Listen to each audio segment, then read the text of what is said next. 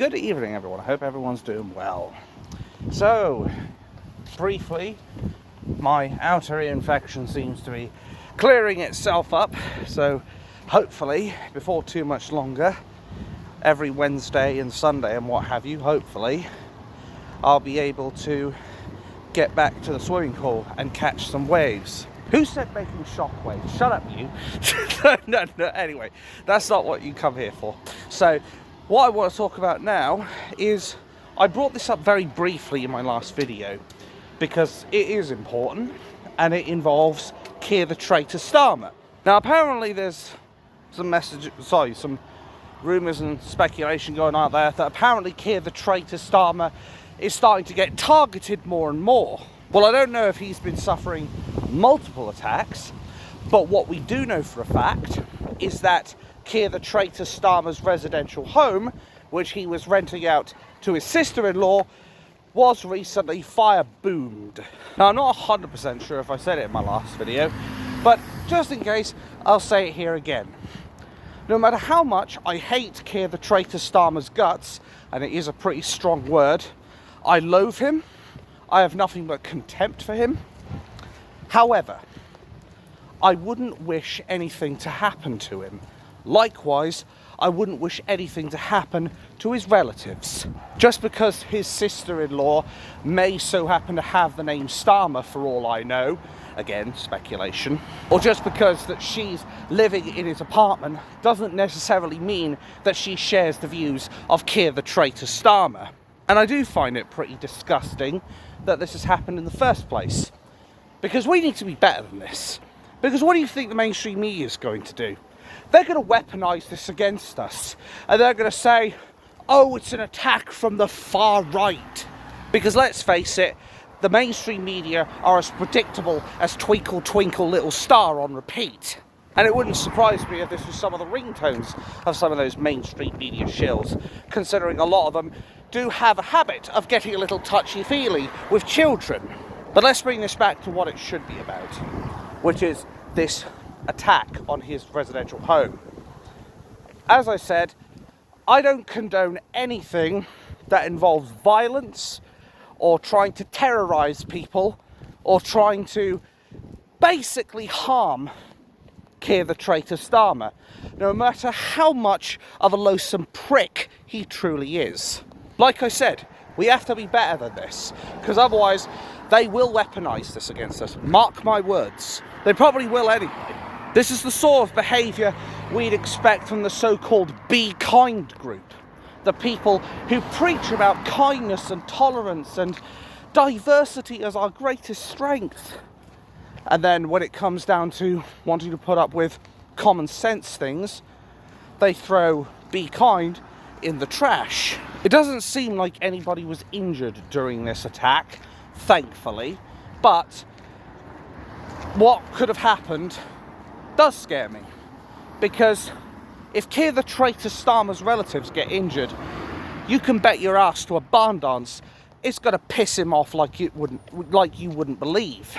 Like, it would give Keir the traitor Starmer all the more reason, probably one of the biggest reasons, to start coming after us. And that's not what we need right now. We do have the strength to resist Keir the traitor Starmer. We just don't have what I would consider critical mass just yet. Who said I've already reached that? Shut up, you. No. But we haven't reached critical mass as far as supporters and our strength in unity is concerned. Like, to put into perspective, if you've got an army of 100 versus an army of 1,000 and there's no strategical potential in the battle, who do you think's going to win, the 100 or the 1,000? That's the thing. We need to keep building our numbers. We need to, and I can't believe I'm going to use the fucking term, we need to unite the kingdom. And I'm not talking about that silly little pledge which has been about as effective as a wet piece of toilet paper. I'm talking we need to unite the country in general, as a whole. Show them who the real enemy is. We need to show the people that are fast asleep that there is a threat to this country, and his name is Keir the traitor Starmer. And while we're still on the subject of Keir the traitor Starmer, here's another story that's come out. There's now a new French deal. We have effectively thrown away our fishing waters to the European Union, to the French to be precise. What were the main reasons that we left or tried to leave the European Union in the first place? Well, one of the biggest reasons was the fishing waters. Obviously, immigration was the biggest issue, as we're already packed to the tits with illegal immigrants that have no legal or human right to be here, as well as the legal migrants that have come over here, and while they have come over, most of them with good intentions, obviously this is devaluing the British worker, or sorry, the English worker. But this new fishing deal that has been made is effectively selling out more of our waters, our territorial waters, which the EU should never have had a hold of. He's giving it to the fucking French. Now, I don't know about you, but that seems like a really bad idea, because it effectively means that you're going to be giving more of our fishing business over to the European Union. We can't even stand up on our own 2 fucking feet right now, and you want to give more of our economy and more of our business over to the EU? He is effectively betraying the votes of 17.4 million people by putting us back into the European Union with these kinds of deals, and even went as far as to try and agree some kind of 3 movement deal with the European Union. But of course the mainstream media won't tell you this. You know the drill, folks, because say it with me, it doesn't suit the narrative. So Keir the traitor Starmer is going to play for time and make you all be basically distracted by some other trivial tripe, while he continues to sell out the British people, the English people, to a bunch of unelected bureaucrats in Brussels who, in some cases, never even signed off their fucking accounts for at least 20 years at one point.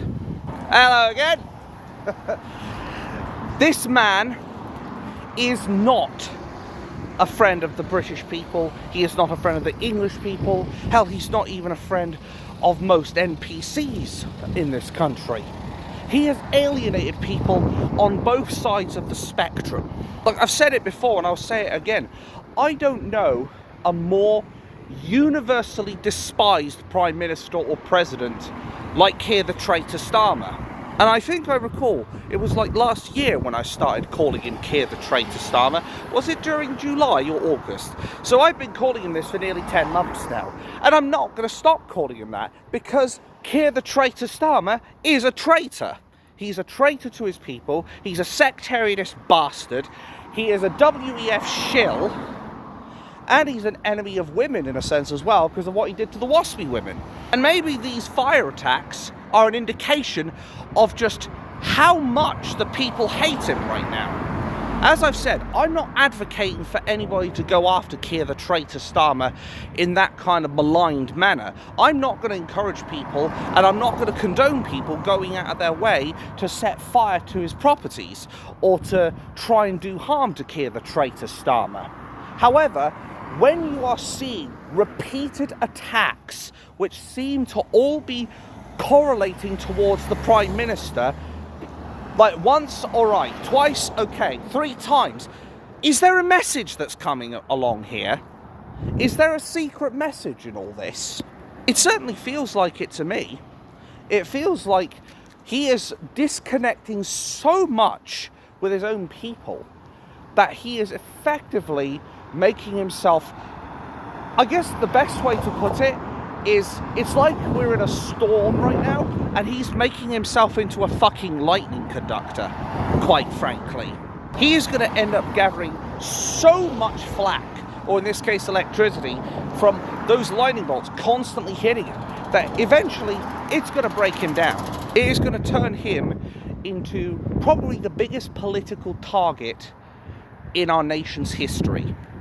There will be people lining up, vying for his blood, and I'm not going to condone it, and I don't justify or advocate for it. However, it's a bit like, how's the best way to describe it? It's like the idiots you sometimes see on TikTok or YouTube who think themselves as hard, and then some of them decide, hey, you know what's a really good idea? Let's go after the Mexican cartel. It reminds me of those people. The people who think themselves as gangster. who think themselves as hard men and women. And then when the real men and women come out from all of these cartels and what have you, they get humbled, just like that. Some of these people don't even live to regret their own stupidity, in a classic case of social Darwinism. Keir the traitor Starmer is effectively going down that path, but he doesn't even need to go to the mafia, or the Yakuza, or the fucking, what is it, I guess the American mafia or something like that. He doesn't even need to go to notorious underground groups. He doesn't need the fucking Continental. He's screwing with his own people, and they in and of themselves can become very dangerous. But everything that he's been doing has been like putting more and more shit into the volcano that is England. He is effectively going to cause England to erupt. And when it does, he is not going to like the scenes that he sees. And most people will try to say, oh, well, what about you, I don't know, you go out of your way and put in, I don't know, martial law. They'll say, well, he'll bring in martial law because that's exactly what he wants. He wants people to kick off so he can bring it in. But people don't understand that Keir the traitor Starmer, I do accept he'll probably have bodyguards and what have you. He will have people trying to protect him. How well do you think they're going to do against hundreds of thousands of British people or English people, depending upon which you prefer? As I said before, the army, they can only get about, what was it, 30,000 people, if they're lucky, armed and equipped to the teeth in the army. They have like 100,000, 110,000 police who could be armed at a moment's notice. And do you think that's going to work out when they have to come down to London just to protect the Prime Minister? And bear in mind, some of these people may not even be inclined to follow that idea, as they may feel strongly against Keir the traitor Starmer. Do you think they're going to be able to stop hundreds of thousands, millions of people from being able to storm London and overthrow the government? Do you honestly think they're going to be able to stop them?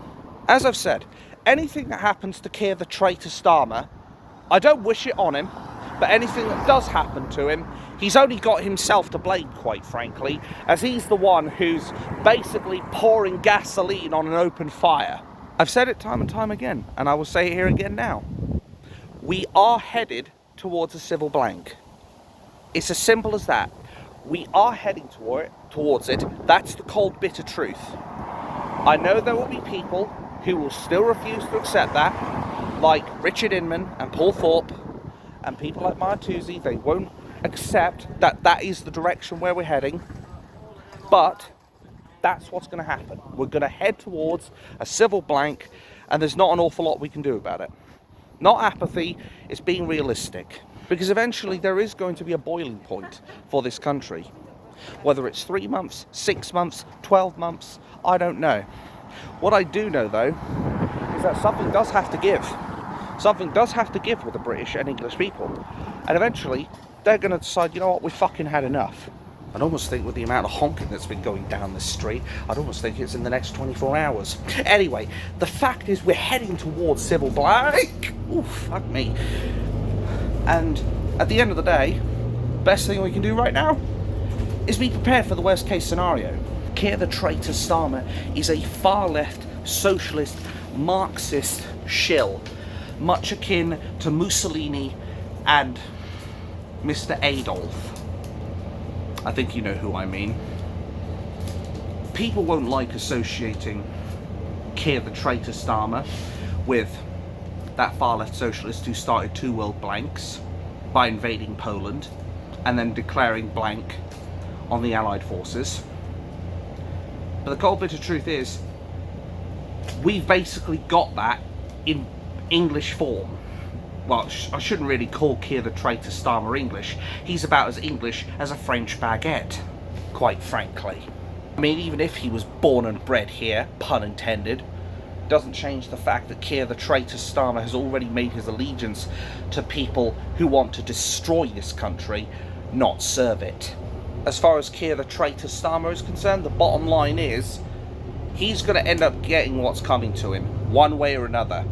Whether it's through actual justice, whether it's through vigilante justice, whether it's through he ends up resigning because he knows full well his career is cooked, and I'm talking 200 degrees in the oven, 15 minutes, bing, kind of cooked, or some other divine intervention from the man or woman upstairs. The way I look at it, Keir the traitor Starmer's certainly not going to be able to serve his whole term as our Prime Minister.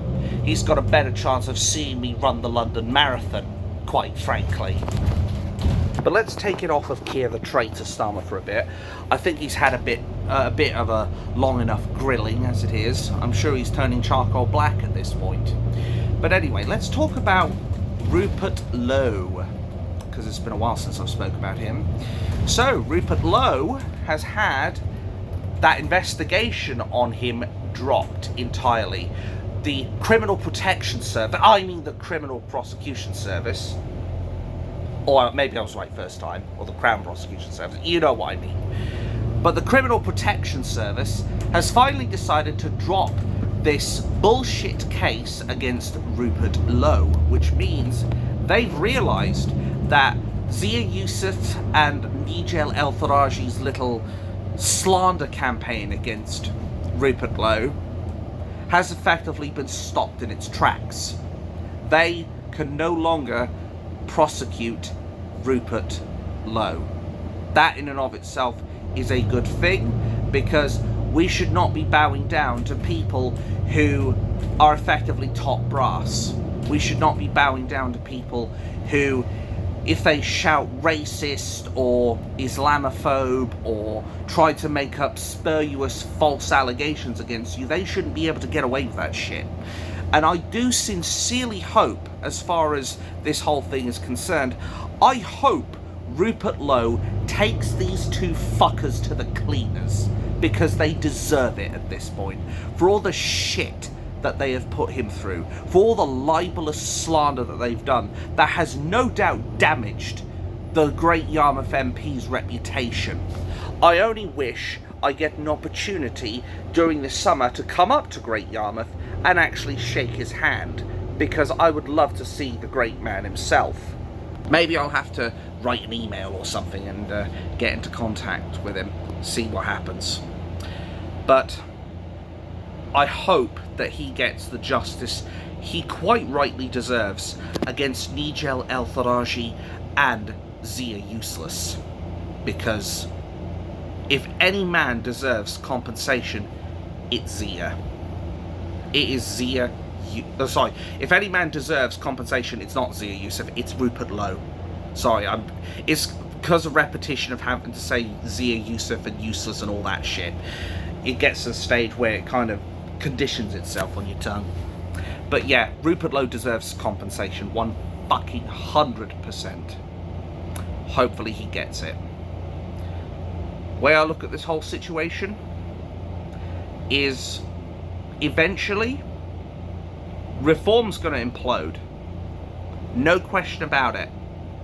Reform is going to end up disintegrating because of all these allegations and all the libelous slander and the fact that Nigel El-Tharaji cannot stick to his principles, whereas people like Nick Tenconi can. Like, this is why I've been saying time and time again, vote UKIP. And I know people keep saying, which is a valid point to be fair, because they are quite a small party at the moment, which is effectively, they're not big enough. They can't stand up to Labour. However, I've said time and time again, they've got plenty of time to get themselves on their feet. They've got 4 fucking years to get more members, to get more people into the party, and to get my fucking membership card. Where is it? Because I've now had to chase a 3rd time with them, or a 2nd time or whatever. One person's even said they will personally post it tonight, or whenever that was. I think it was like a week ago or something. I still have not received the fucking card. So there's going to be some fucking chairs fly out of my bedroom window at speeds of Mach 5 if I do not get that damn thing through my front door. I mean, they want MPs. They want people to stand and represent UKIP. Well, how am I supposed to do that if I don't have a membership card and can't apply to be a fucking MP? And I know there's a certain someone in my family who's going to complain, oh, you've got no chance of becoming an MP, you need to clean your fucking mouth and all that, and you need to act all proper, and you can't be saying things like the king and all that. It's like, wake up. We're living in 2025, not 1975, not 1985 or 95. I know that I can't go swearing enough times to make a sailor blush. I know that, and I can tone it down if necessary. Don't think just because I swear like a sailor in these videos, don't think for 1 second that I can't clip my tongue or whatever and actually curb the language, quite frankly.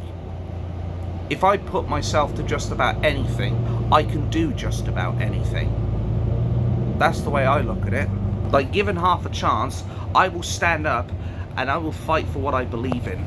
Who said zero gravity couldn't lift me off the ground? Shut up, you. No, the fact is, I will do whatever it takes to make sure that I am MP worthy. I will do whatever it takes to make sure that Norwich actually gets a proper MP who puts what's right for the country rather than what's right for DEI. Because I'll tell you right now, the people who preach DEI, they didn't earn it. That's the truth. The people who preach DEI are part of the cancer that is destroying the country, quite frankly. Diversity, equity, inclusion has not done anything positive for the United Kingdom. It has actively divided groups. It has made people weaker. It has made the English people more apathetic. It has made us less capable of being able to look after ourselves. We have people in Labour who will do everything they can to use DEI to destroy everything in its path. That is the cold, bitter truth. They are destroying everything English. I guess minus the E in the end, but you know what I mean. That's what DEI truly means. Destroy everything English. And again, the mainstream media are not going to want to tell you that. But Nick Tenconi, reaching out directly to you now.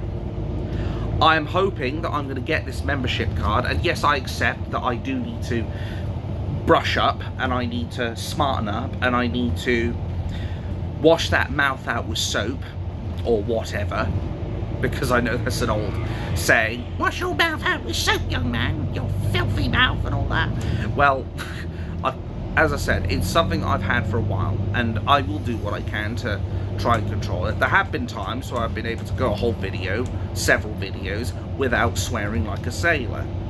But obviously, when there are situations like what Keir the traitor Starmer is doing, with selling out Brexit to the French, to the European Union, importing the third world to destroy our country and turn it into a third world shithole, and of course importing enemies of the state, because now it turns out there's 400 people from ISIS, people who are GG hards, who effectively want to destroy this country and commit more acts of T, that are avoiding justice, all because of Keir the traitor Starmer and his nonce party, Labour Party.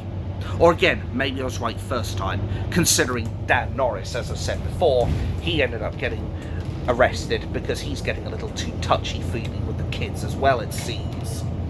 Thank you. Everything that Keir the traitor Starmer has done, you could even say it's all planned. Think about it. All these things that piss off the English people, that piss off people who are supporters of Tommy Robinson because of the fact that he's been locked up in both HMP Belmarsh and then HMP Woodhill for a total of 6 months in solitary confinement without even so much as a peep about his conditions. Human rights lawyers, where the fuck were they? Nowhere to be seen. They let Tommy Robinson suffer and be in constant pain, whether mentally or physically, because they don't have the balls, whether up here or down there, or in my case both, to actually challenge the Human Rights Act and say what you're doing to Tommy is wrong. They are effectively doing all this because they want the civil blank. But as I said many times before, what Keir the traitor Starmer doesn't realise is that this plan is going to backfire spectacularly against him. Because all those people that are truly part of the far right, as I've said, they're probably hiding right now because they know they don't have the numbers. Whereas the illegal immigrants, if it was just them and the far right, I would have serious doubts as to whether or not they could win the fight. Our people, that is. However, if the number of people grow because of Keir the traitor Starmer continually pushing them to the fringes, then they might have a fighting chance. And let me be clear, I'm not condoning civil blank, and I don't condone violence. But what you need to understand is that is the direction we're heading. We have people in power that are pushing for us. We have people that are doing everything they can to ensure this civil blank occurs. And if people like Rupert Lowe have guns, all owned legally under the UK's laws, which are some of the strictest in the entire fucking world, and yet it doesn't do anything to stop the criminals. But if ordinary people like Rupert Lowe can get access to guns, I wouldn't be surprised if there are a few people who are on our side who do have access to those guns, legally or otherwise. What do you think is going to happen if a civil blank does come out and they bring out these weapons? There will be blood on the streets. There will be innocent people getting killed. There will be innocent officers and innocent army members getting killed. And all because Keir the traitor Starmer wants a civil blank with his own people. Another bottle of Lucozade, sorted. Anyway, the truth is, Keir the traitor Starmer does not understand how dangerous a game he's playing with. He does not understand he is playing with fire right now. And the British people are very quick to anger at the moment. Very quick to anger for all the shit they've been put through, for the persecution of British and English patriots who are concerned with their kids getting stabbed in the face, and the way we live in a two-tier policing society. The whole thing is a ticking time bomb. Eventually, it's all going to explode. And when that happens, he won't be able to blame the far right. He won't be able to blame the Tories, like he's always done. Keir the traitor Starmer will only have one person to blame. Himself, for starting a civil blank that he effectively won't win. Or even if he does win, it'll be a Theoric victory, quite frankly. Because even if he suppresses the supposed far right, or the indigenous people of the UK, what do you think the world's going to look at him as? The moment he starts doing that shit, his career's finished. Just like that. Everyone will see him for what he truly is. A treacherous, sectarianist bastard. And a dictator who tortures his own people in what I'd almost say is a sadistic manner. That will not look good to the entire world. It would destroy the UK's credibility. It would destroy potential relationships to secure trade deals because of what kind of man Keir the traitor Starmer is. He would be committing political S-side if he did that. He might as well have grabbed a gun, put it in his mouth, and blown his head off at that point. Metaphorically speaking, of course. I don't actually wish for him to do that, because principles and all that. But the bottom line is, he's about to start something he is going to severely regret afterwards. Because if you start a fight with the British people will take from you what is rightfully theirs.